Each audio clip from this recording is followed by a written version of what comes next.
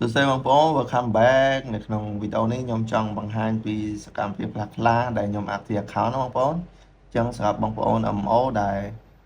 គាត់ចង់ active account គាត់អាចប្រើ tool ខ្ញុំបានដោយសារ tool នេះខ្ញុំធ្វើខ្លួនឯងទេហើយអត់ត្រូវការបង់អីទេគឺ free ទេបងប្អូនអញ្ចឹងបើសិនជាបងប្អូនចង់ download គឺនៅក្នុង bio របស់ខ្ញុំបងប្អូនអាចចូលទៅ download លើ website ខ្ញុំណា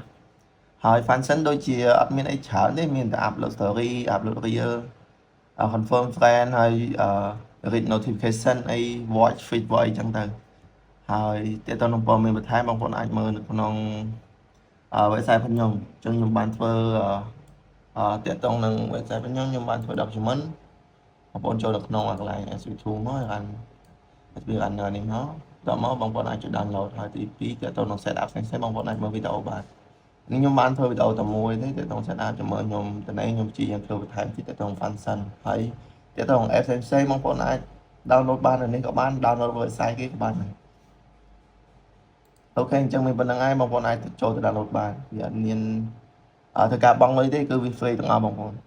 អូខេហេ